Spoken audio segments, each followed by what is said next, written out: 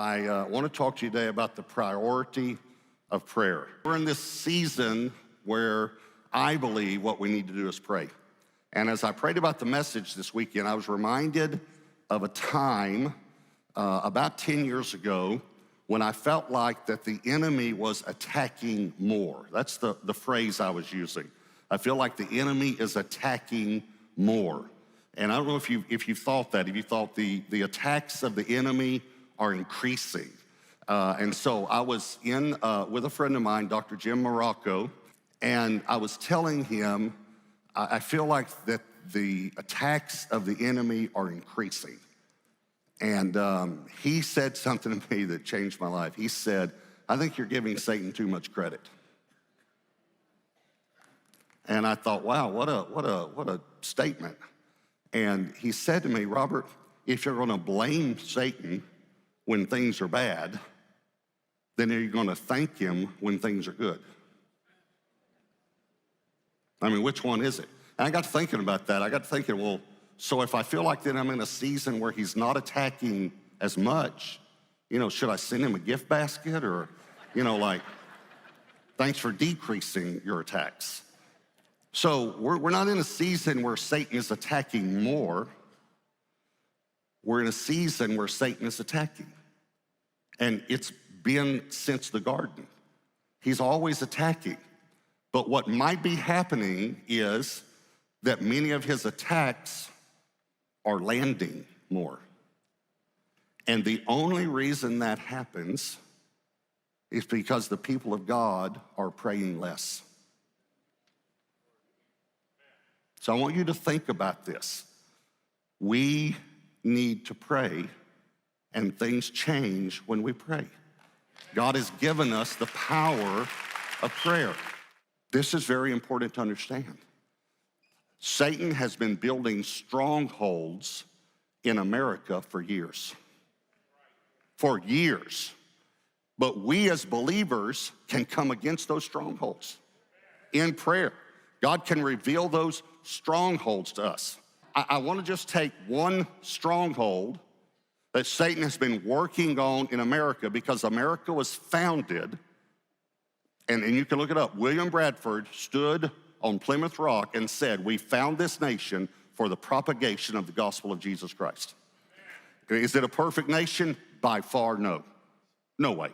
Absolutely not. No way, okay? But it was founded where all were created equal. This is what they put. All are created equal by their creator and endowed with certain inalienable rights by their creator. Life, liberty, which should be freedom, and the pursuit of happiness. Now, obviously, we've been on a long road in that area. I understand that.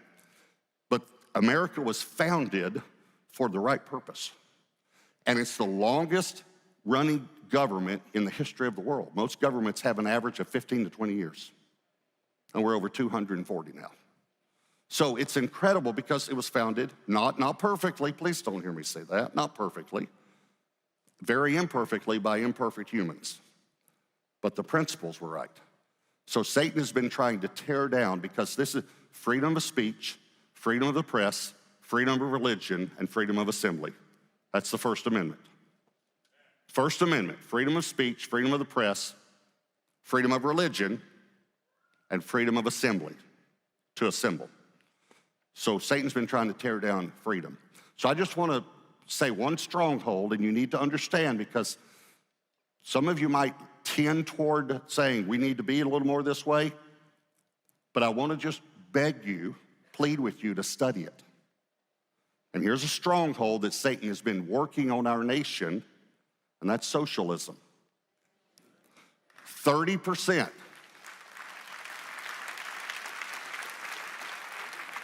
30% of Americans under the age of 35 say they're in favor of socialism.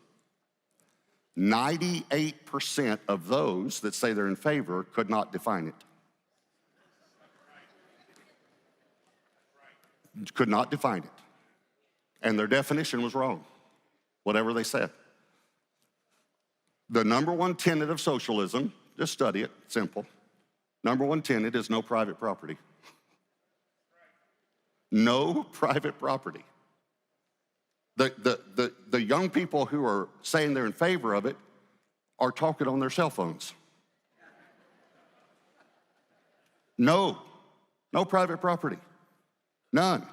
And this is what they feel like that it stands for. This is what their number one answer: free education and free medical help. Free education, free medicine. Let me tell you why that's a lie. It's not free. It's not free.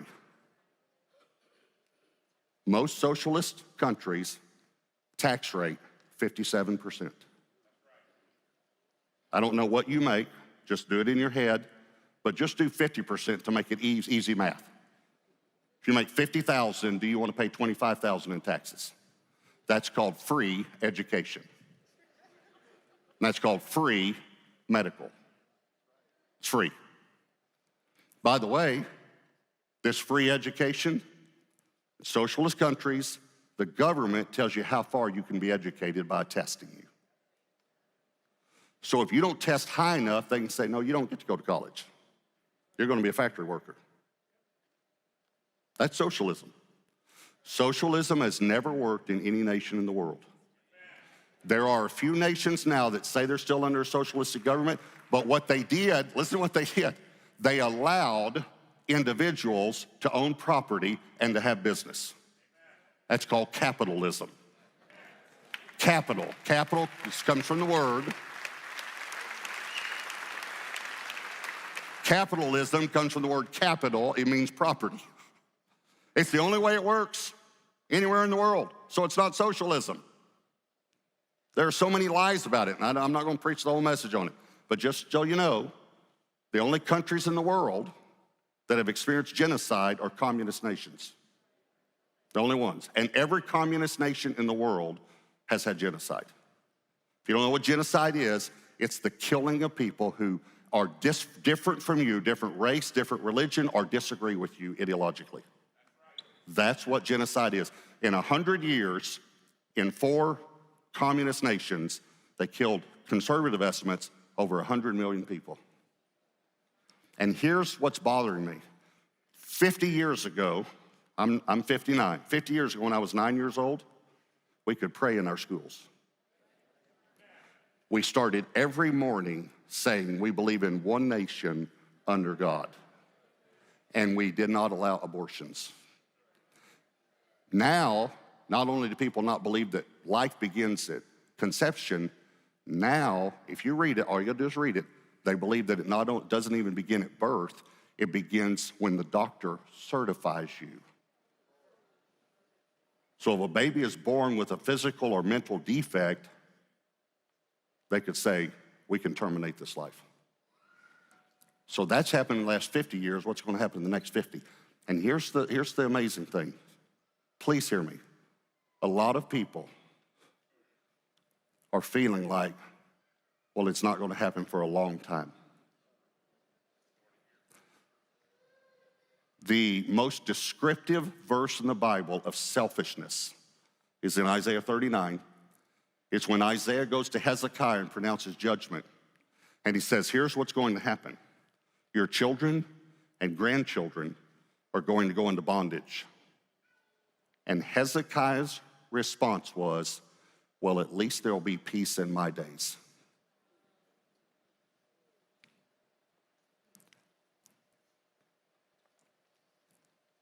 That's sad when Christians say, well, I know what's going to happen to my grandchildren, but I'm not going to do anything about it.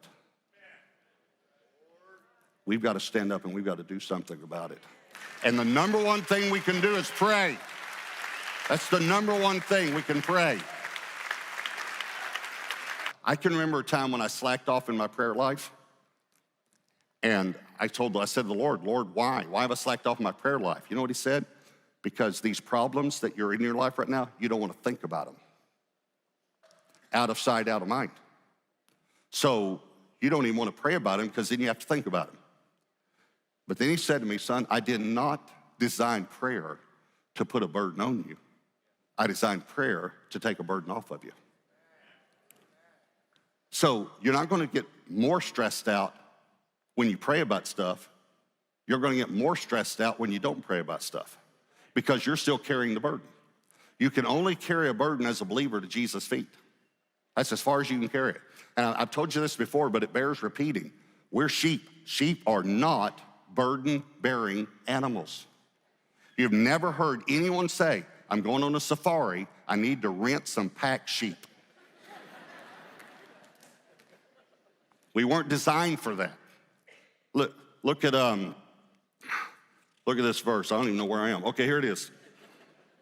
Philippians 4:6, be anxious for nothing, but in everything by prayer and supplication with thanksgiving, let your requests be made known to God. Okay, be anxious for nothing. Have anxiety. Let me say it this way, don't have anxiety over a worldwide pandemic. That's what he just said. Be anxious for nothing. Have no anxiety. How are you going to have no anxiety? Pray. So, be anxious for nothing. How are we going to do that, God? Pray about everything. Be anxious for no thing. How? Pray about everything. You just pray about everything, and you'll be anxious for no thing. Remember the word nothing, combination, 2 words, no thing. Everything, combination, 2 words, everything. Some of you are like, that's good.